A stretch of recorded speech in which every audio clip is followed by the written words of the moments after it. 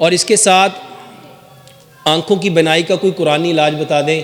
آنکھوں کو اگر ٹھیک کرنا چاہتے ہو سجدہ لمبا کرو. سجدہ دیکھو نبی صلی اللہ علیہ وآلہ وسلم نے فرمایا سجدے میں اپنی آنکھیں بند کیوں کرنی تھی؟ کیوں نہیں بند کرنی تھی؟ جب ہم سجدے میں جاتے ہیں تو سارا خون کہاں آ جاتا ہے؟ سر میں. اور سر میں سب سے زیادہ خون کہاں آئے گا؟ آنکھوں میں. اگر آپ نے 10 طریقوں سے سجدہ کیا ہو، کون سے 10 طریقے؟ نبی صلی اللہ علیہ وآلہ وسلم نے فرمایا اپنے ہاتھوں کو اتنا کھول کے رکھو کہ بکری کا بچہ گزر جائے. آپ کی بغل کی سفیدی کتے کی طرح بازو پھچانے نہیں ہے.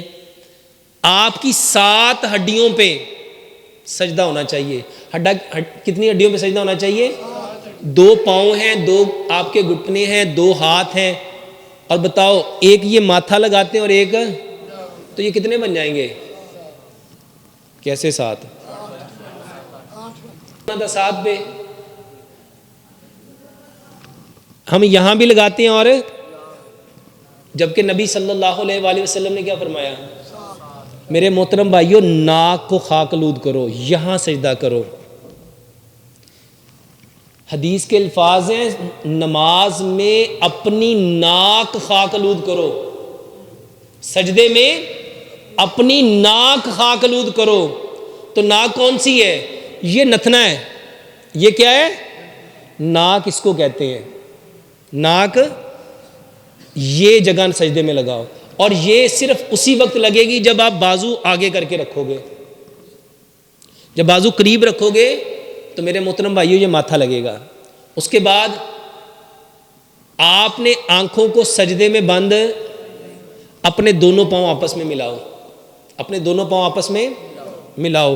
اپنی پاؤں کی انگلیوں کا جو پیٹ ہے اس کو زمین کے ساتھ چپکاؤ. اپنی ایڑیوں کو آپس میں ملاؤ.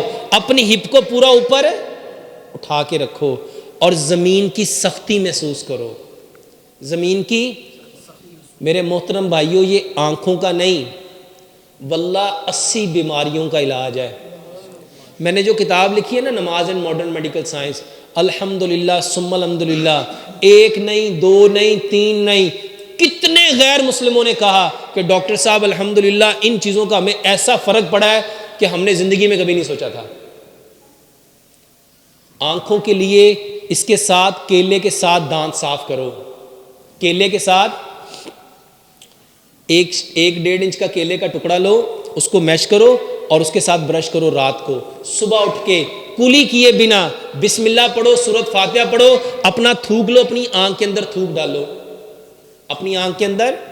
دیکھو نبی صلی اللہ علیہ وآلہ وسلم کے دور میں جب حضرت علی رضی اللہ تعالیٰ عنہ کی آنکھیں خراب ہوئیں تو نبی صلی اللہ علیہ وآلہ وسلم نے ان کی آنکھوں میں کیا ڈالا؟ تو یہ تھوک ڈالنا کس کی سنت ہے؟ تو ہمیں اللہ سبحانہ وتعالیٰ نے کس طریقے کو فالو کرنے کا حکم دیا ہے؟ لیکن سچ بتاؤ کہ ہم اپنی آنکھوں کی بیماریوں کے لیے کبھی تھوک کو استعمال کرتے ہیں؟ اچھا وہ زیادہ سمجھدار تھے کہ آج کے ڈاکٹر سمجھدار ہیں؟ تو آج تو کہتے تھوک میں تو جراثیم ہوتے ہیں، اس میں تو گندگیاں ہوتی ہیں، اس میں تو یہ ہے، اس میں تو یہ ہے، اس میں تو یہ ہے. میرے محترم بھائیوں کبھی کر کے دیکھو، انشاءاللہ آنکھوں کا بہترین علاج ہے. اگر اینک اتارنا چاہتے ہو، اگر اپنی نظر کو تیز کرنا چاہتے ہو، سفید موتیا، کالا موتیا، یہ دھندلا پن، ڈبل ویژن، صرف سجدہ لمبا کرو، کیلے کے ساتھ رات کو دانت صاف کرو اور صبح اٹھ کے اپنا تھوک اپنی آنکھوں کے اندر ڈالو. اور تھوک لے کے اپنے آنکھوں کو ایسے اوپر کر کے تو اس کو ایسے ڈال کے تو پھر اس کو ملنا ہے.